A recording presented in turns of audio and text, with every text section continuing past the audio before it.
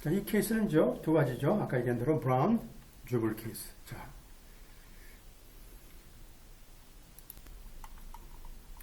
자, 세브리나 브라운 케이스죠. 하고 이제 월드롭이라는 트러킹 리징 코퍼레이션 케이스. 이건 어떤 케이스일까요? 한번 보면. 자, 원고가 세브리나 브라운이라는 사람이 있고, 이 사람이 자기 남편이 사망한 사실에 대한 소를 제기했어요. 앤드류 브라운 사람이 어떤 사건일까요? 트랙터 트레일러를 이제 빌려가지고 피고인 월드롭 트럭 리징 컴퍼니에서 빌려가지고 이제 운전했죠. 근데 뭐 하자가 있었는지 모르지만 사건이 발생해서 그죠? 사고로 인해서 남편이 돌아가셨어. 그러니까 어떻게 돼요? 사브리나는 부인이 대리로 소를 제기해야 되겠죠. 자, entry of default judgment against Wardrobe, spoliation evidence, 증거 파괴를 그죠? 원유로 한 그죠? 월드롭이라는 피고를 상대로 해서 재판부에 골수합 재판이죠. 디폴트 저지먼트를 이제 요구하는 그런 소를 그죠? 접수했어요. 뭐라고 주장하면 브라운 입장에서 뭘까요? 자, 당연하게 내가 그런 그죠? 당연히 승소한다라는 자격이 있다. 그죠? 디폴트 저지먼트니까. 왜냐하면 상대 피고는 자, 브라운 트럭이죠? 브라운 트럭에 그러니까 남편이 죽은 그 트럭의 그 잔해를 없애버렸어요. 처리해버렸어. 언제? 사실 그걸 조사하려고 자신이 혹은 자신의 전문가가 그걸 조사하려고 하는데 파괴해버렸어요. 파쇄해버렸어. 그러니까 증거가 없어진 거죠. 야, 이게 그렇다면 우리가 왜 그럴까요? 원심 법원 입장에서 뭘까요? 자, 브라운 자체가 당연하게 우리가 상대방인 월드롭이라는 이 회사 피고에 대해서 우리가 구제를 받을 권한이 있으면서도 사실상 고속재판이라는 게 무조건 원고 승소라는 것은 부적절하다. 그런 거죠. 오히려 그죠? 법원 입장에서 뭘까요? 자, lesser sanction. 자, 가장 severe sanction이 default judgment이지만 좀 그 난이도를 좀 낮춰가지고 제재를 하는 방식을 우리가 부과를 했다라는 거죠. 그 부과는 뭘까요? 자, 만에 하나, 자, 이거 추정하는 거죠. inference죠. infer, evidence at issue, 문제의 증거 자체가 자, 피고한테 불리하다.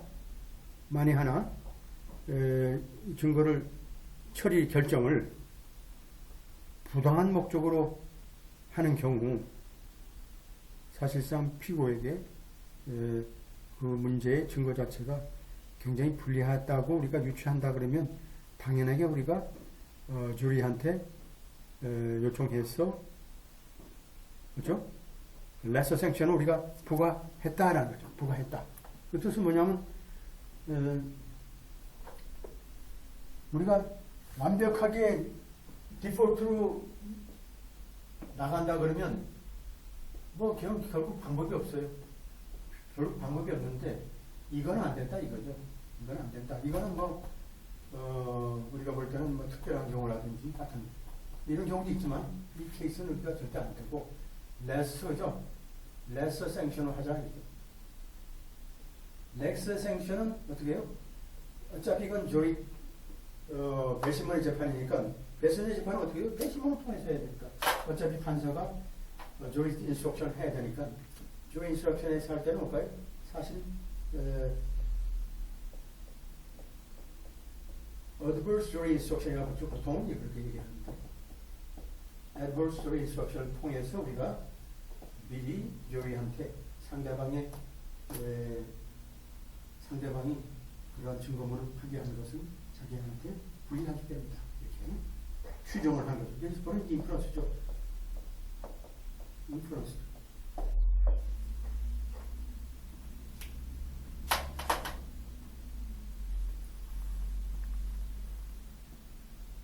그러니까 부당한 목적이 뭐냐 그러면 또 봐야 되겠죠. 당사자죠. 양 당사자의 요청에 의해서 the order has been certified for appeal to prior trial.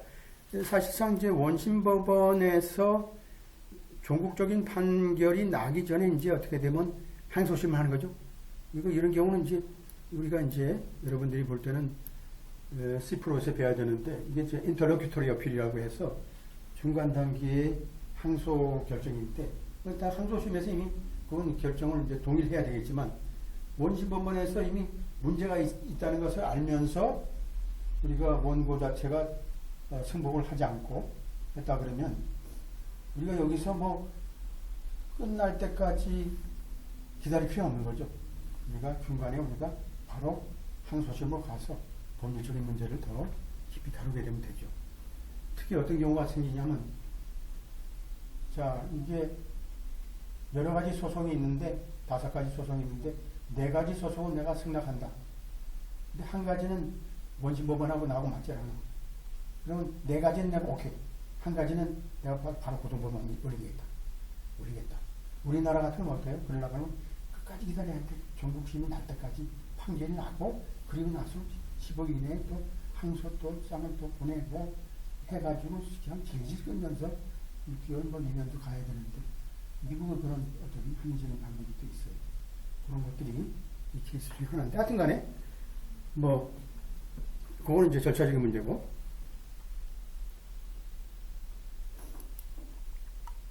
이제 백그라운드 봅시다. 2011년 4월 3일 날 앤드루 브라운이라는 사람이 2010 프레이트라이너 세미컨덕터라는 것을 그죠? 리즈데일이라는 콜롬비아 월드롭에서 이제 픽업했어요. 이건 이제 아무래도 렌탈카니까 했겠죠. 그래서 콜롬비아라는 건 여기 캘리포니아죠. 캘리포니아. 그래서 자신의 고용주가 뭘까요? 코아펠 로지스라는 데인데, 이 자신의 트럭 자체가 어떻게 돼요? 사실 현재 고장나가지고 지금 정비소에서 고치고 있어요. 그러니까 영업을 해야 되니까 이제 빌려가지고 이제 타고 나가다가 사고 난 거죠. 4월 5일 날 이틀 후에 결국은 이제 렌티 트럭 가지고 인터스테이트 80를 사실상은 이제 운전을 하고 나가는데, 트럭이 이제 제대로 컨트롤도 안 되고 결국 로드로에 결국 이제 떨어져 나가서 결국은 어떻게 돼요?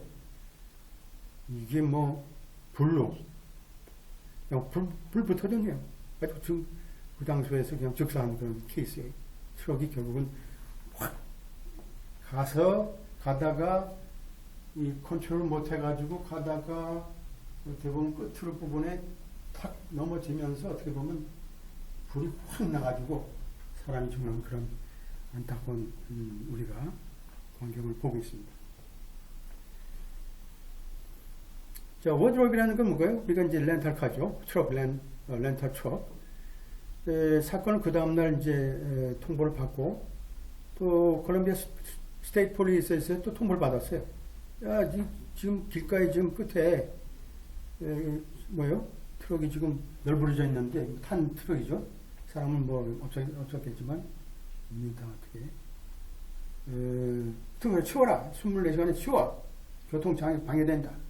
그래서 4월 7일 날 결국은 이제 트럭을 치워가지고 이제 이런 폐차장 쪽에다 이제 갖다 놓은 거죠. 그리고 이제 폐차장에 갖다 놓더라도 이제 보관료가 나오는 거죠. 20개월 동안 이제 물게 되고, 결국은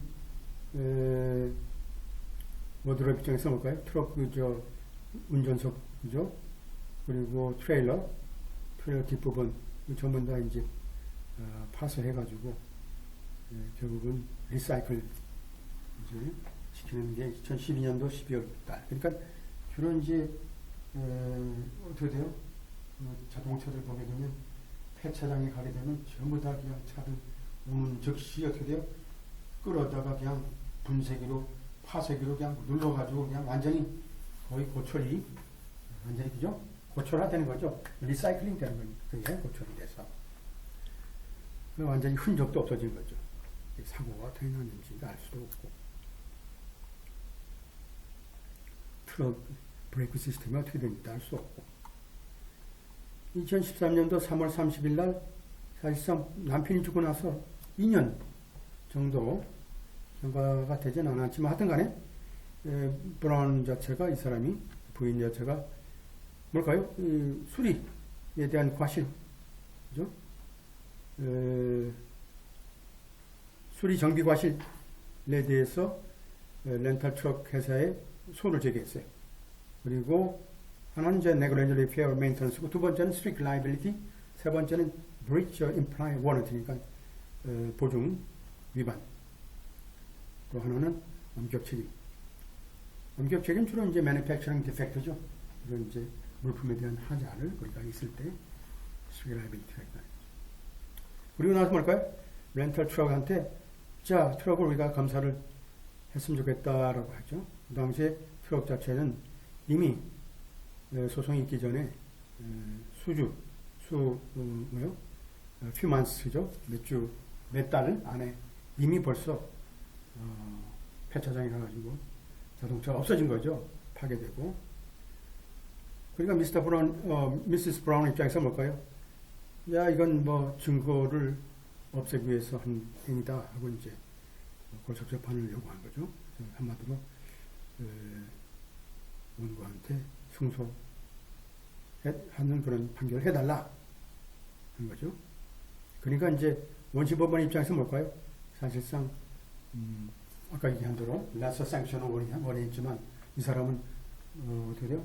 default judgment을 요구하니까 맞질 않죠. 그러니까 고등법원 넘어간 거예요. 인터로큐터리 어필이 가서 이제 결국은 지금 보게 되면 이게 이제 곧 어떻게 돼요? 앞에 보게 되면 콜롬비아 콜어필이죠. 콜롬비아 콜어필이니까 항소심 케이스죠.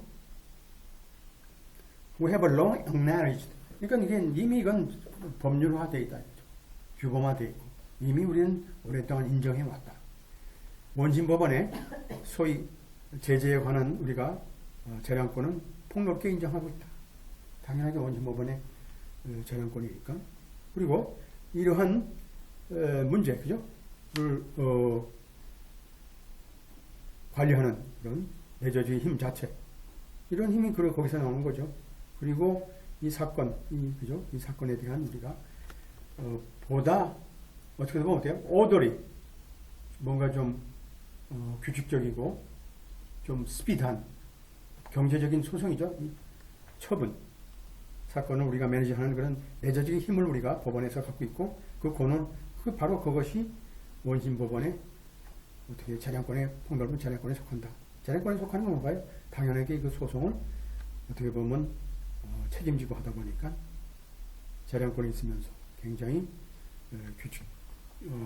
규칙적이면서도 굉장히 스페디셔스니까 빠르고 경제적으로 하는 그런 처분을 할 수 있는 그런 내용이라고 볼 수 있겠죠. 그 다음에 이제 이 제재라는 것은 소위 그 디스커버리 어뷰즈 같은 소위 그 증거 개시에 관한 그 남용에 대한 제재라는 것은 사실상 소송자에 대한 부당한 그죠? 이런 편견 자체를 방지하는 데 목적이 있는 거죠. 그리고 사실상 증거 개시의 절차의 어떤 완벽, 그죠? 완결성을 우리가 위해서 피한 거죠. 그러니까 지금 중요한 건 바로 이러한 제재를 통해서 증거를 우리가 보존하고 하고자 하는 목적이 여기 다 포함되어 있죠. 그리고 증거가 없다 그러면 뭘까요? 소송을 제기하는 사람 입장에서부터는 굉장히 부당한 편견을 가져오게 되고, 그래서 우리가 디폴트라는 것은 어떻게 해요? 이러한 문제를 우리가 가장 어떻게 돼요? 가장 엄격한, 그죠? 가장 여기서 보면 시비하죠? 가장 격한, 가장 강도가 높은 피고에 대해서 행하는 죄 중에 하나죠. 뭘까요? 따질 필요 없어. 너는 패소. 딱 하는 게 하는 거죠. 따라서 어떤 경우에만 우리가 인정돼야 되느냐? 고요. 바로 악의적인 경우라는 증거가 있는 경우, 그리고 또 이러한 덜 제재적인 조치 자체가 충분하지 않은 경우, 이건 이제 법원에서 판단해서 해야 되겠죠. 그러니까